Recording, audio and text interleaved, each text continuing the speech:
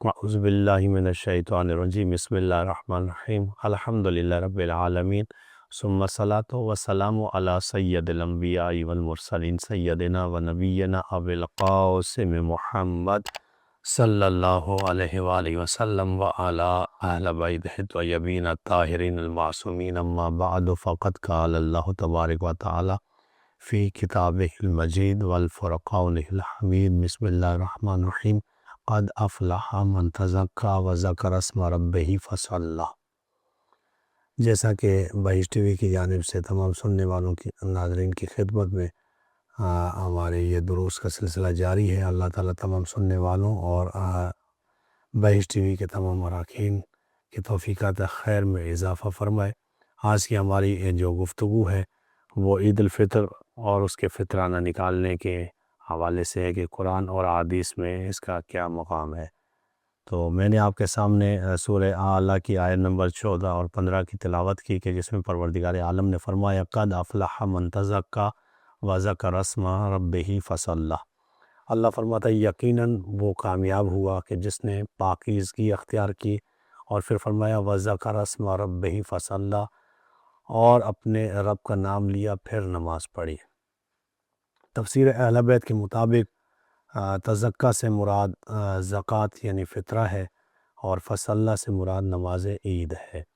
اور اسی سلسلے میں چھٹے امام جعفر صادق علیہ السلام نے فرمایا نزلت فی زکوٰۃ الفطرۃ و صلاۃ العید۔ مولا فرماتے ہیں کہ یہ آیت زکوٰۃ الفطر اور نماز عید کے بارے میں نازل ہوئی ہے۔ تفسیر اہل بیت میں یعنی قرآن نے عید کی عبادت کو دو حصوں میں تقسیم کیا، یعنی اہل بیت کی تفسیر میں قرآن نے عید کو دو حصوں میں تقسیم کیا، ایک حصہ فطرانہ ہے، دوسرا حصہ نماز عید ہے۔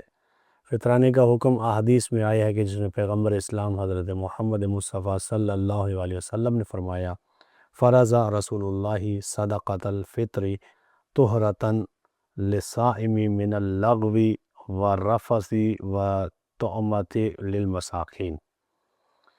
اس حدیث میں پیغمبر اسلام نے فرمایا کہ فطرانہ ادا کرنا واجب قرار دیا روزے دار کے لیے کہ وہ لغزشوں سے پاک ہو جائے اور مساکین کو کھانا فراہم کرنے کے لیے۔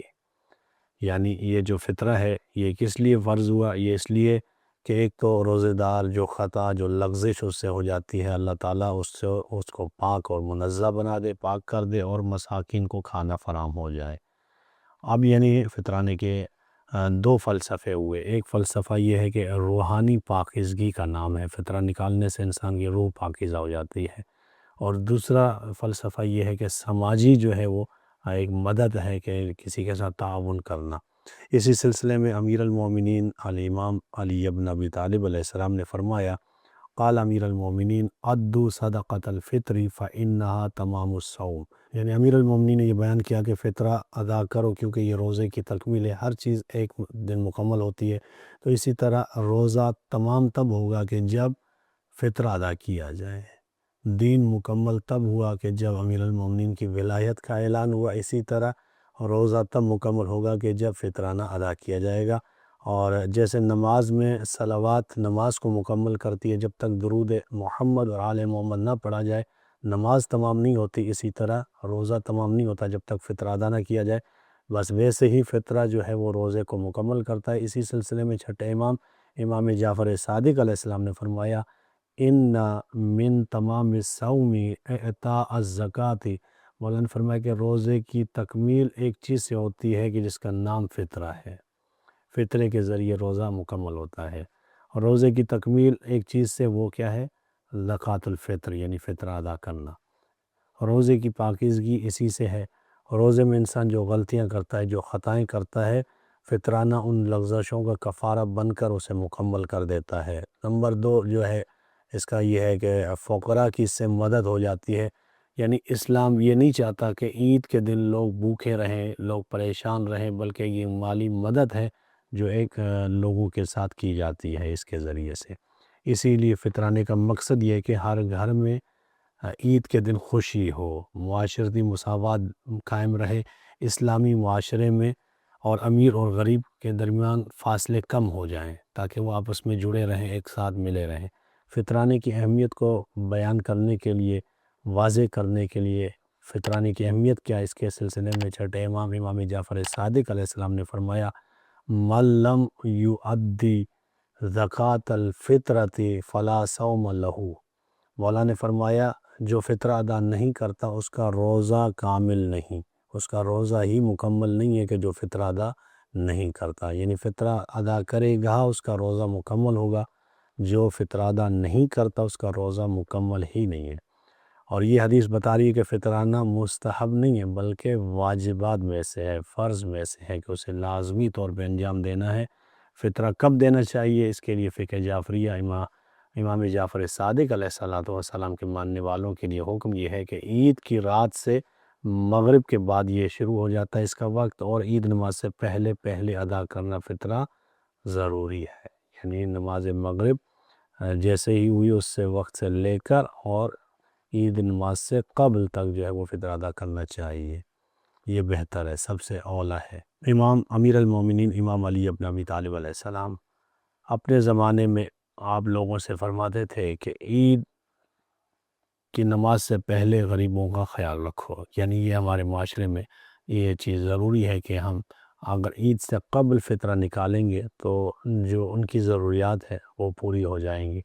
ہم یہ چاہتے ہیں کہ ہم عید نماز کے بعد فطرہ دیں، یہ بہتر اور اولیٰ یہ ہے کہ امیر المومنین بھی اس چیز کی تاکید کرتے تھے اپنے وقت میں، اپنے زمانے میں، اور لوگوں سے کہتے تھے کہ عید کی نماز سے پہلے لوگوں تک ان کا یہ حق، یہ فطرہ ان تک پہنچا دو، تاکہ لوگ جو ہے وہ عید کی خوشی میں آپ کے ساتھ شریک ہو جائیں عید کا دن۔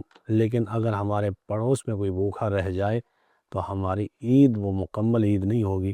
اسلام یہ کہتا ہے کہ پہلے غریب کا گھر آباد ہو اور پھر اپنی عید منائی جائے، اور فطرانہ 3 چیزوں کا پیغام دے رہا ہے۔ یہ ہم فطرہ ادا کر رہے ہیں، یہ 3 چیزوں کا پیغام ہے۔ وہ 3 چیزوں کیا؟ پہلی چیز روزے کو مکمل کرنا، فطرہ دینے سے روزہ کامل ہو رہا ہے۔ دوسری چیز فطرہ ادا کرنے سے فقراء اور مساکین کی مدد ہو رہی ہے، یعنی آپ ایک طرف اللہ نے آپ کو دیا ہے اور اللہ نے آپ ان کے لیے حق رکھا ہے قرآن مجید کی آیات کے مطابق، وَمِمَّا رَزَقْنَاهُمْ يُنْفِقُونَ۔ پروردگار فرماتا ہے کہ مومن وہ ہیں کہ جو اپنے مال سے خرچ کرتے ہیں راہ خدا میں۔